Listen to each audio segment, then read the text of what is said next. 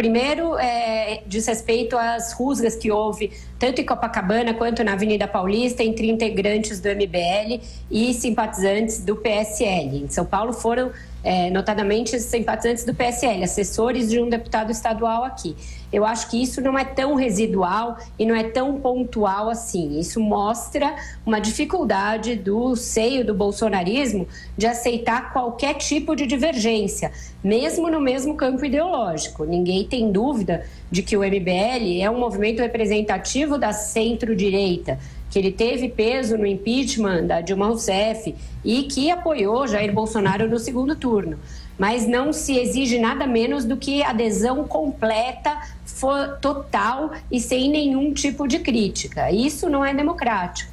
Isso não é nem perto de democrático. Então, é uma quase tentativa de imposição de pensamento único. Pelo fato do MBL não ter engrossado as fileiras da manifestação anterior, ele virou uma espécie de pária da direita e é atacado e é vítima do mesmo processo de assassinato de reputação, de perseguição digital, de que são vítimas outros que fazem crítica ao governo. Eu acho que isso precisa ser repudiado e precisa ser apontado. Não é aceitável que qualquer nuance de pensamento, que qualquer tipo de crítica, de dúvida a respeito dos procedimentos do governo sejam respondidos com violência e com perseguição, como tem sido. Então, eu não acho que seja pontual e eu acho que se insere nesse espírito do tempo da manifestação permanente de uma espécie de assembleísmo digital.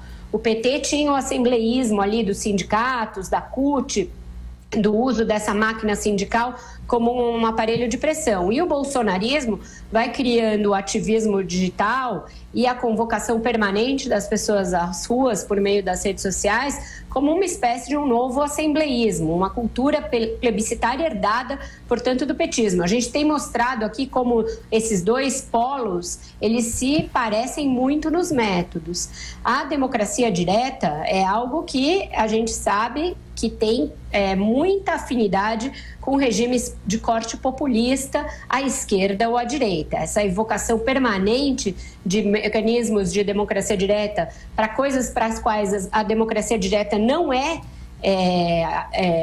por exemplo, indicada na Constituição, isso é um truque de governantes que se valem da demagogia, do populismo, para suplantar as suas dificuldades políticas. O próprio Jair Bolsonaro já admitiu as falhas na articulação política, está mudando esse campo, está negociando com o Congresso, inclusive em termos bastante ortodoxos, liberação de emendas e tudo mais. E algo que a gente, neste programa, nunca demonizou. Isso é instrumento da democracia, está previsto no orçamento a possibilidade de que haja emendas, portanto, está tudo certo, desde que não haja mensalão, mensalinho e outras práticas deletérias, essa prática é republicana e é correta.